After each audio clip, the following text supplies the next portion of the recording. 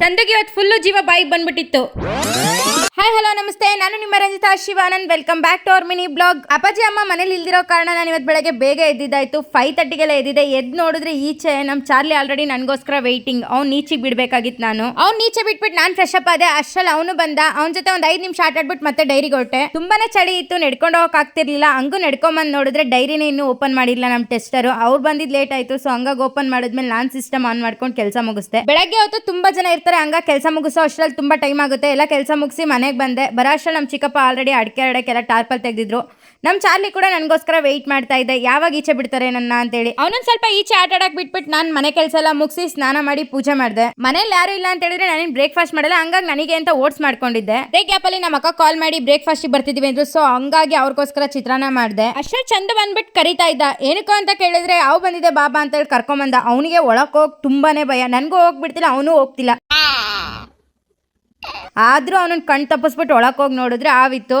ನನಗಂತೂ ತುಂಬಾನೇ ಭಯ ಆಯ್ತು. 1 ಸೆಕೆಂಡು. ವೆದರ್ ಅಂತೂ ತುಂಬಾ ಚೆನ್ನಾಗಿತ್ತು. ಇನ್ನೊಂದೇನಂದ್ರೆ ನನಗೆ ನಾಳೆ ಎಕ್ಸಾಮ್ ಇತ್ತು, ಹಂಗಾಗಿ ನಾನು ಓದ್ಕೋಬೇಕಿತ್ತು. ಸ್ವಲ್ಪ ಓದೋಣ ಅಂತ ಹೇಳ್ಬಿಟ್ಟು ಬುಕ್ ತಗೊಂಡು ಮೇಲೆ ಬಂದೆ. ನಾನು ಕೆಳಗಿದ್ರೆ ಓದಲ್ಲ ಅಂತ ನನಗೆ ಗೊತ್ತು, ಹಂಗಾಗಿ ಮೇಲೆ ಬಂದ್ಬಿಟ್ಟು ಕೂತ್ಕೊಂಡು ಸ್ವಲ್ಪ ಹೊತ್ತು ಓದ್ತಾ ಇದ್ದೆ. ಸಂಜೆ ಆಗಿತ್ತು, ಟೈಮ್ ಆಗಿತ್ತು. ಚಾರ್ಲಿ ಈಚೆ ಬಿಟ್ಟಿಲ್ಲ, ಹಂಗಾಗಿ ಅವ್ನು ತುಂಬಾನೇ ಸೌಂಡ್ ಮಾಡ್ತಿದ್ದ. ಅವನ್ನ ಬಂದ್ಬಿಟ್ಟು ಈಚೆ ಬಿಡೋಣ ಅಂತ ನೋಡಿದ್ರೆ ನಮ್ಮ ಚಿಕ್ಕಪ್ಪವ್ರು ಇನ್ನೂ ಅಡಿಕೆ ಎತ್ತುತ್ತಿದ್ರು. ಅವ್ರು ಎತ್ತವರೆಗೂ ವೆಯ್ಟ್ ಮಾಡಿ ಅವ್ನು ಈಚೆ ಬಿಟ್ಟೆ. ವೆದರ್ ತುಂಬಾ ಕೂಲ್ ಆಗಿತ್ತು, ಕಾಫಿ ಕುಡಿಬೇಕು ಅನ್ಸ್ತು.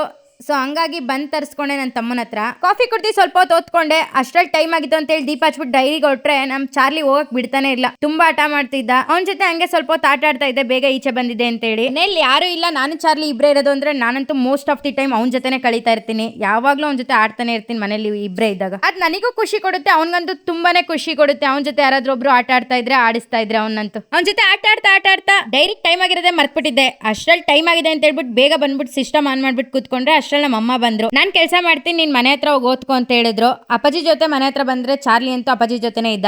ಅದಾದ್ಮೇಲೆ ಅವ್ರಿಗೊಂದು ಸ್ವಲ್ಪ ಕಾಫಿ ಇಟ್ಕೊಟ್ಬಿಟ್ಟು ನಾನು ಓದ್ಕೋತಾ ಇದ್ದೆ. ಇನ್ನೇನು ನಮ್ಮಮ್ಮ ಬಂದ್ಮೇಲೆ ನನಗೆ ಅಡುಗೆ ಮನೆ ಕೆಲಸ ಎಲ್ಲ ಇರಲ್ಲ, ಹಂಗಾಗಿ ಅವ್ರು ಅಡುಗೆ ಮಾಡಿದ್ರು ಅಂತೇಳಿ ಊಟ ಮಾಡ್ಬಿಟ್ಟು ಮತ್ತೆ ಓದ್ಕೊಳಕ್ ಬಂದೆ. ಇವತ್ತಿನ ದಿನ ಇಷ್ಟ ಆಗಿತ್ತು. ನೆಕ್ಸ್ಟ್ ವಿಡಿಯೋದಲ್ಲಿ ಸಿಗೋಣ. ಬಾಯ್.